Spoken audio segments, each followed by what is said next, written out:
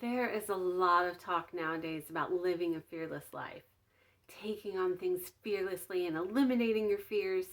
Really, the biological directive that kept us alive and evolving for millennia is just somehow to be thrown out the window? Yeah, right.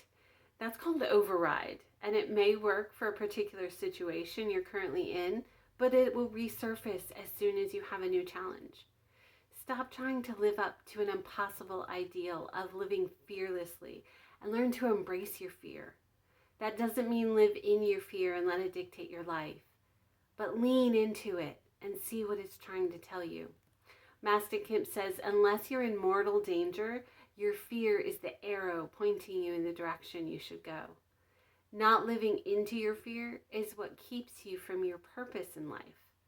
Not living into your fear is what keeps you stuck and afraid and unfulfilled.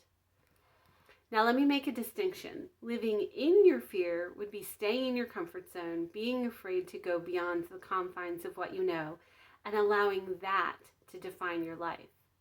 Living into your fear means feeling your fear, knowing that new is often scary, being brave, and doing it anyway. Our nervous systems give us fear of new and attempt to keep us safe, because just 1,000 years ago, something new might very well kill us.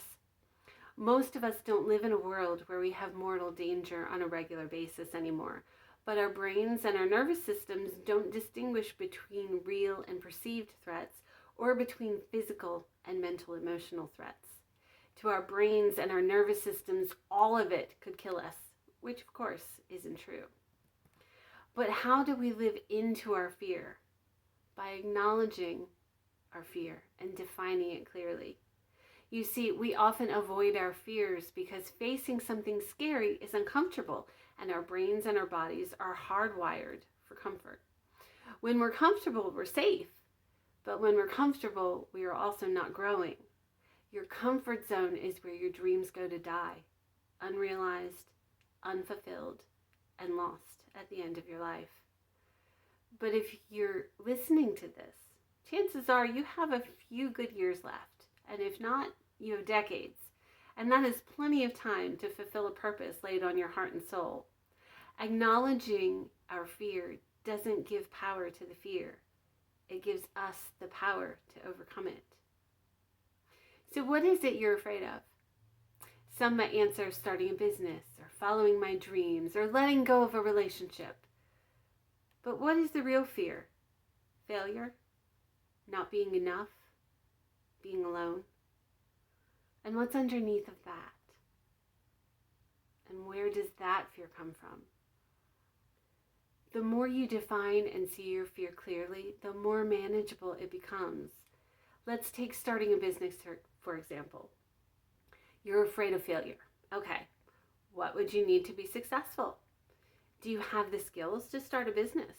If not, what do you need to do to properly equip yourself? What is it that you want to do? Why? Have you had experiences in the past that challenge your confidence that you can be successful? And if so, what do you need to do to overcome them? Therapy? A life coach? Other support? Can you begin to see how defining your real fear and mapping out how to overcome them might give you more power in life? Now, I see you. I see those of you that just hearing those questions are feeling completely overwhelmed at the thought of this. Breathe.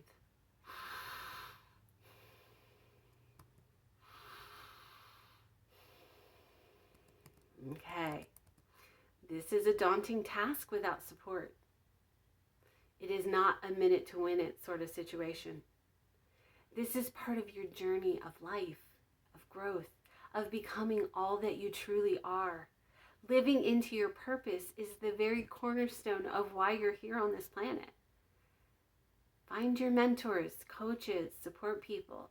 Develop your internal world, your nervous system, and your mindset to be flexible with the uncertainty and challenges of the external world. This all starts with one small step, and then another, and then another. Tiny steps to move you forward, over time and keep you out of overwhelm are how you reach success.